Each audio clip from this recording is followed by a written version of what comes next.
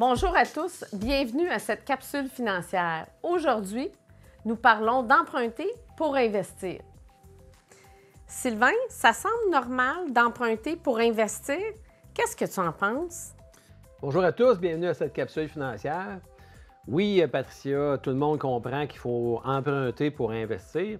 Les gens sont à l'aise. Ils sont à l'aise d'investir dans une maison, sont à l'aise, ils comprennent d'acheter un édifice à logement, que ce soit un 2, un 4, un 6 logements.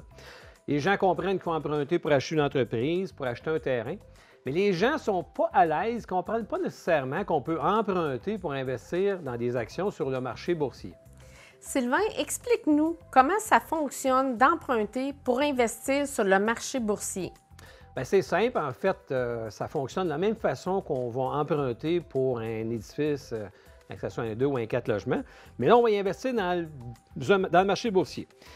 En fait, les gens sont à l'aise d'investir dans un immeuble parce que ça a une valeur, un immeuble. Tout le monde le voit, l'immeuble. Il y a de la brique. Les gens s'y comprennent avec ça.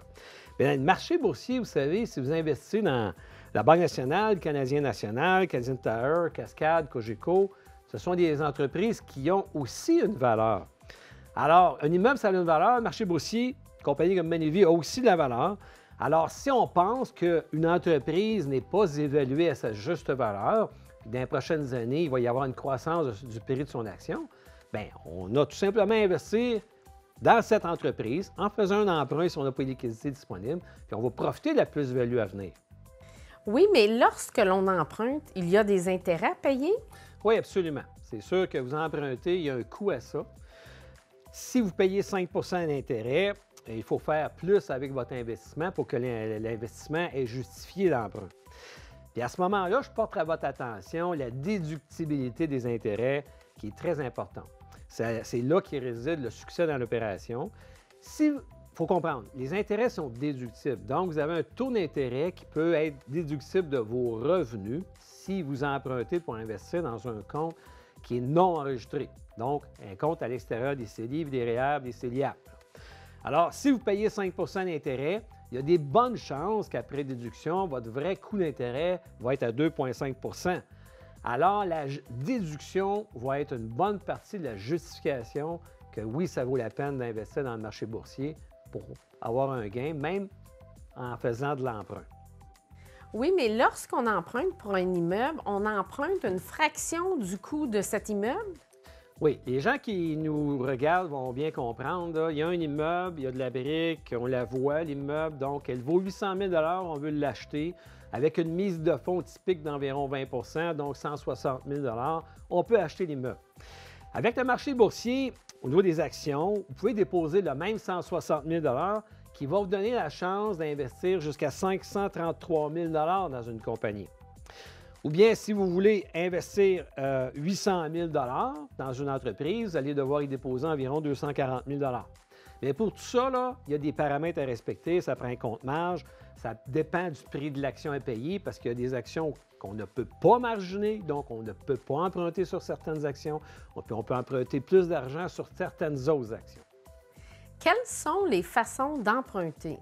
Bien, pour les besoins d'aujourd'hui, je nommerais 3 principales façons, c'est-à-dire il y a un prêt conventionnel que les gens connaissent, emprunter sur la valeur de votre maison, ça serait une deuxième, puis acheter sur marge, c'est une troisième. Si on les explique un peu, là, le prêt conventionnel, marge de crédit, vous allez à la banque, vous demandez une marge de crédit, un prêt conventionnel, puis vous allez utiliser cet argent-là pour investir dans une action. Vous pouvez aussi emprunter sur la valeur de votre maison. Si votre maison est en partie payée, bien, vous pouvez emprunter sur la valeur de cette maison. À titre d'exemple, votre maison vaut 500 000 vous n'avez pas de dette dessus, bien, votre banque elle va vous prêter jusqu'à 80 de la valeur de cette maison-là. Donc, 500 000 on peut emprunter 400 000 qui va être investi ailleurs. Acheter sur une marge, ça, c'est un peu plus compliqué à comprendre parce que les gens auraient besoin de le visualiser. Nous autres, on est habitués avec ça. En fait, ce qu'on doit faire, c'est que vous avez un compte marge qui est à l'extérieur des comptes enregistrés, donc à l'extérieur du REER, à l'extérieur du CELI, à l'extérieur du CELIAP. Vous allez déposer un certain montant ou vous avez déjà un montant investi. Vous allez pouvoir emprunter sur votre premier investissement. À titre d'exemple, vous avez investi 100 000 dans une action. Mais cette action-là, si elle est marginable, elle peut vous permettre d'aller acheter jusqu'à 300 000 de d'autres actions. Alors donc, les taux de marge, à peu près, il faut emprunter 70 sur la valeur de votre investissement. Ça peut être un certain taux qui peut être aussi moins élevé, du genre 50 Exemple, si vous achetez des actions du CN, vous avez 100 000 investis dans l'action du CN, bien, vous pouvez avoir au total 300 000 investis dans le CN en ayant déposé seulement 100 000 Sylvain, pourquoi emprunter pour investir? Bien, Patricia, quelques arguments intéressants, c'est de comprendre qu'on fait de l'argent avec de l'argent. Alors, il faut mettre notre capacité d'emprunt au travail. Emprunter, c'est un accélérateur qui peut être fort rentable. Si vous avez un titre qui peut doubler en 3 ans, bon, vous pouvez mettre votre propre argent, hein, vous déposez 300 000 puis s'il a doublé en 3 ans, vous allez avoir fait 300 000 de profit. Mais en même temps, avec votre 300 000 déposé, si vous investissez 900 000 dans un compte marge, donc sur marge, bien, si le titre a doublé en 3 ans, bien, c'est 900 000 que vous allez avoir fait en 3 ans. Alors, vous comprenez l'effet de levier, vous comprenez l'accélérateur que ça peut donner, ça peut être fort intéressant.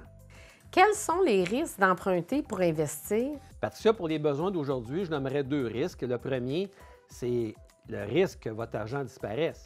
C'est sûr que si vous investissez dans un titre dont la valeur est, à titre d'exemple, 100 000 puis après quelques années, le titre est rendu à 0, bien là, vous avez une dette à rembourser, vous n'avez plus d'argent en placement. Ça, c'est le pire des situations. Après ça, il y a le coût de portage. Grosso modo, là, vous empruntez à un taux d'intérêt pour faire un investissement. Alors, votre investissement doit rapporter plus après impôt que le coût de votre intérêt après déduction. Ça, c'est seulement après quelques années, vous allez voir si ça a valu la peine d'emprunter pour investir. Quelles sont les opportunités avec l'emprunt pour investir? Bien, grosso modo, là, ce que vous faites, c'est que vous faites comme un entrepreneur. L'entrepreneur, bien souvent, il a emprunté de l'argent pour investir. Des fois, c'est dans sa propre entreprise, dans sa propre PME, qui en a fait un succès, puis son emprunt de début, elle devient un montant très appréciable au fil des années. Bien, ce que vous faites, c'est que vous mettez votre capacité d'emprunt au travail. Vous avez un emploi qui vous convient, qui vous satisfait, mais vous aimeriez aussi mettre votre capacité d'emprunt au travail. C'est une règle de base pour faire de l'argent. Il faut profiter de nos années sur le marché du travail pour s'enrichir. Bien entendu, quand on arrive à la retraite, ce n'est pas nécessairement une stratégie qu'on devrait considérer. Mais durant nos années actives, on peut le considérer. Après ça, il y a des occasions qui se présentent dans le marché boursier, ou bien à certains moments qu'il y a eu des corrections importantes, je pense à la COVID ou aux attentats à New York. Bien, à ces moments-là, il y a eu des marchés boursiers qui ont baissé. À certains moments, là, vous pouvez voir des entreprises que vous dites, mon Dieu, il y a une belle occasion, dans 2, 3, 4, 5 ans, elle va avoir beaucoup progressé, mais ça peut être une opportunité. Il y a un avantage à vieillir. Les marchés, avec les années, progressent. Les compagnies font des profits, la valeur des entreprises monte. Il faut essayer d'en profiter. Quels sont les prérequis pour emprunter, pour investir? Bien, je pense tout de suite là, à certains points, là, entre autres, ça prend une capacité de remboursement ou de diminuer la dette au besoin. S'il arrive quoi que ce soit, vous avez acheté, mais le marché continue à baisser après. Bien, à un moment donné, si vous avez à coter votre emprunt avec une marge, à un moment donné, il faut pitcher de l'argent pour garder ses actions, ou bien il faut, si on n'a pas la capacité de remettre de l'argent, vous allez être obligé de faire des ventes, ce qui peut coûter de l'argent. Ça prend une capacité d'attendre la plus-value. Votre choix a peut-être été le bon. Même si vous avez payé une action à 50 puis qu'après quelques semaines, elle est rendue à 40 peut-être votre choix est bon parce que dans 5 ans, elle va être à 100 Il faut avoir la capacité de l'attendre. Il ne faut pas investir l'argent qui sert pour acheter l'épicerie là, parce que ça ne fonctionne pas dans ces cas-là. Il faut avoir aussi la capacité de déduire les intérêts. Puis ça, l'opération est très importante. En fait, que les taux d'intérêt qui sont actuellement à 7 après déduction, si ça vous coûte 3,5 c'est pas pire. Mais c'est un certain coût qui peut être pesant. Là, quelques années, le taux d'intérêt était à 2 après déduction, ça revenait à 1 À un certain moment, ça nous revenait à 0,5 d'emprunter pour investir. On était au bord de nous payer pour le faire. Alors, l'exercice en valait encore plus la peine. Puis là-dedans, je porte à l'attention de tout le monde. C'est la même chose si vous achetez un immeuble à logement. Vous achetez un 2, un 4, un 6 logements, plus que le taux d'intérêt va être élevé, plus que ça va enlever de la rentabilité à votre achat dans l'immobilier ou dans les actions, ça revient au même. Il faut aussi avoir une bonne compréhension de ce qu'on fait, une connaissance du monde de l'investissement. Il faut être à l'aise avec ça. Il faut être capable de tolérer la volatilité. Le monde d'investissement, c'est un monde d'émotions. Il ne faut pas perdre des heures de sommeil quand on utilise l'emprunt pour faire de l'investissement. Il faut être capable de bien vivre avec notre décision. Ce sujet mérite d'être approfondi pour toute personne intéressée par la chose. Oui, on ne s'aventure pas dans l'emprunt pour investir sans les conseils de gens qui se connaissent très bien en la matière. Vous savez, ça prend des années à faire des économies, puis une décision d'investissement, ça peut se prendre en un clic de doigt. Alors, on voit des gens, des fois, qui prennent des décisions faciles, ou rapides, faciles, alors qu'ils devraient bien consulter puis prendre leur temps pour prendre leurs décisions. Sylvain, merci pour la présentation d'aujourd'hui.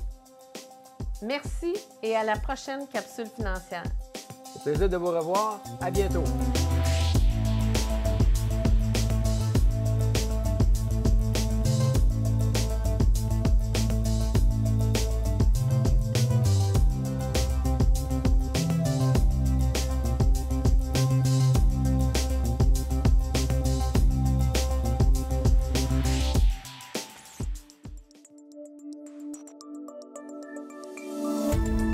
Cette émission d'Accès est appuyée par Cogeco et est rendue possible grâce à la collaboration de la communauté avec Nous TV.